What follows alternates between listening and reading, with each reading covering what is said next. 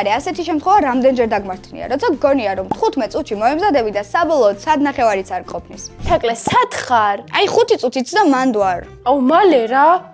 ჯერ სახლიდანაც არ გავსულვარ. როცა სულ აგვიანებ და სხვებს ალოდინებ, ეს მათზეც და შენზეც უარყოფითად მოქმედებს. დაგვიანება მოსულა, მაგრამ ხშირად არა. ესაა სამი რჩევა თუ რა უნდა გააკეთო, რომ დაგვიანებას გადაიჩვიო. პირველი, დააკვირდი და გამოყავი მიზეზი თუ რატომ აგვიანებ. ადამიანები ერთი და იმავე საქციელს ვიმეორებთ ბევრჯერ. მაგალითად, თუ 5 ჯერ დაგაგვიანდა, იმიტომ რომ ჩაცმა და გამზადება ვერ მოასწარი, დიდი ალბათობით მე-6 და ზუსტად იმავე მიზეზით დაგაგვიანდება. ამიტომ შემდეგში ეცადე რეალური დრო განსაზღვრო ამისთვის. თუ აქამდე თვლიდი რომ 15 წუთში გაემზადებოდი, ახლა ნახევარი საათი დაუთმე. მეორე, დააყენე 200 მაღვიძარა. ხანდახან რო ისე გვეპარება რომ ვერც კი ვამჩნევთ. შეიძლება სკროლას შეყვე და 1 საათი უცბად გაფრინდეს. ამიტომ დააყენე მაღვიძარები, რომლებიც შეგახსენებს რომ გარკვეულ დროს არ უნდა გადაცდე. და მესამე, დაიწესე ჯილდო პროგრესისთვის. თუ დაგვიანება აქამდე ჩვევაში გქონდა, ერთ დღეში მსოფლიოში ყველაზე პუნქტუალური ადამიანი ვერ გახდები. ჩაინიშნე როდის რამდენი დაგაგვიანდა. დაისახე მიზანი და იმ მიზნის შესრულების შემდეგ საკუთარი თავი დააჯილდოვე. ასე მეტი мотиваცია გექნება რომ ნაკლებად დააგვიანო. და შენ მაქსიმუმ რამდენი ხანი დაგიგვიანია?